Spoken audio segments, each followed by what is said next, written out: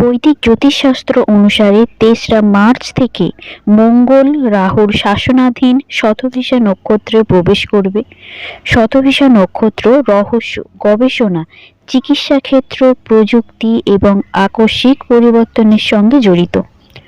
অতএব যখন শক্তি এবং সাহসের প্রতীক মঙ্গল এই নক্ষত্রে প্রবেশ করে, তখন অনেক মানুষের জীবন নতুন রূপরেখা এবং অপ্রত্যাশিত সুযোগের সম্মুখীন হতে পারে।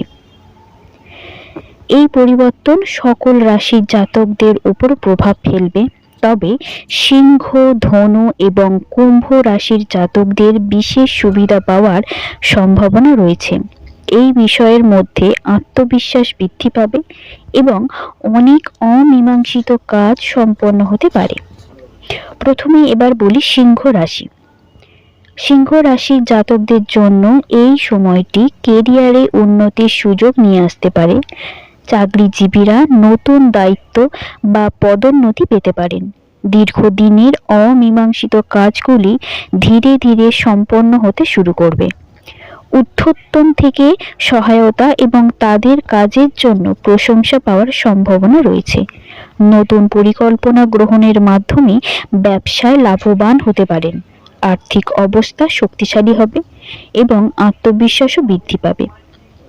এবার ধনু রাশি। এই পরিবর্তন ধনু রাশির জন্য ইতিবাচক ফলাফল বয়ে আনতে পারে। এই সময়ে ভ্রমণের সুযোগ সম্ভব, বিশেষ করে বিদেশ ভ্রমণ। শিক্ষার্থীরা ইতিবাচক ফলাফল পেতে পারেন।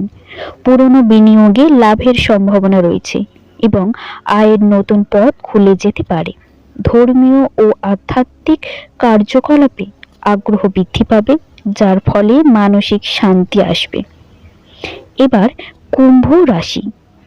এই সময়টি কুম্ভ রাশির জন্য বিশেষভাবে উপকারী হতে পারে। প্রযুক্তি, গবেষণা, চিকিৎসা বা ব্যবস্থাপনার সঙ্গে জড়িতরা ভালো সুযোগ পেতে পারেন।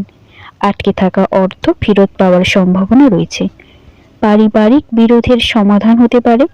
পরিবেশের উন্নতি হবে, স্বাস্থ্যের উন্নতি হবে এবং পরিকল্পনা সফল হতে পারে।